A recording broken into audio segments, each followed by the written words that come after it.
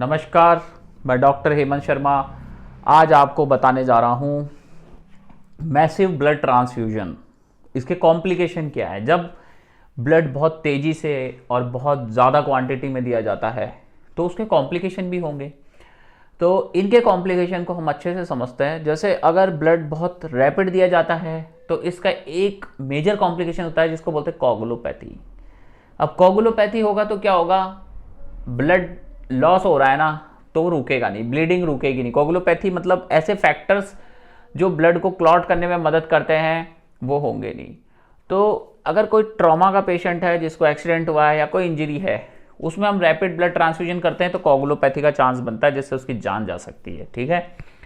और क्या massive transfusion का कॉम्प्लिकेशन हो सकता है, जैसे कि आप मैसिव ब्लड ट्रांसफ्यूजन करेंगे तो एक बोलते हैं TRALI, transfusion related lung injury, trolley.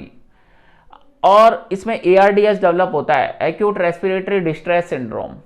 एक होता है taco, transfusion associated circulatory overload. ठीक है। अब इसमें भी ARDS होता है। तो ट्रेली वर्सेस टैको, इन दोनों में कैसे डिफरेंशिएट करेंगे। ARDS किसकी वजह से हुआ है, ट्रेली मतलब ट्रांसफ्यूजन रिलेटेड लंग इंजरी या फिर ट्रांसफ्यूजन एसोसिएटेड सर्कुलेटरी ओवरलोड की वजह से ARDS हुआ है। तो जो ट्राली है उसमें आपका BP नॉर्मल रहता है, आपका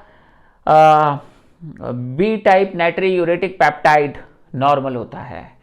अब जो टैको है उसमें आपका BP बढ़ जाता है, BP बढ़ता है और B टाइप नाइट्री यूरेटिक पेप्टाइड बढ़ता है। तो यह है सर्कुलेटरी ओवरलोड जिसमें एडीमा होगा। अब एक चीज और होती है कि जो मैसिव ब्लड ट्रांसफ्यूजन है इसके अंदर कैल्शियम की डेफिशिएंसी हो जाती है। तो इसमें भी क्या होता है, सांस लेने में दिक्कत होती है, स्ट्राइडर होता है और ये तकलीफ कर सकता है पेशेंट को। ठीक है ना, लैरिंजियोस्पाज्म, टिटनी जैसे सिम्टम्स आते हैं तो हाइपोकैल्सीमिया की वजह से होते हैं। अब जो ब्लड होता है, बहुत सारा ब्लड चल रहा है तो उससे हाइपरकैलीमिया के भी सिम्टम्स आते हैं पेशेंट को। तो इसमें डायस्टोलिक कम होता है, पल्स कम होने लगता है, डायस्टोलिक अरेस्ट और पल्स कम होने लगता है। तो इससे भी पेशेंट की जान जा सकती है, हाइपरकैलीमिया की वजह से भी। उसके अलावा एलर्जिक रिएक्शंस हो सकते हैं मैसिव ब्लड ट्रांसफ्यूजन की वजह से, एनाफिलैक्टिक शॉक में पेशेंट जा सकता है। तो ये सारी चीजें रहेंगी आपके लिए। ठीक है। तो ये है massive blood transfusion related complications, hyperkalemia, hypocalcemia, TRALI, TACO, coagulopathies. ठीक है, ये सब रहेगा। और इसमें एनीमिया वगैरह को हम करेक्ट करने के लिए दे रहे हैं, ब्लड लॉस को करेक्ट करने के लिए दे रहे हैं, तो वो सारी चीज़ें रहेंगी।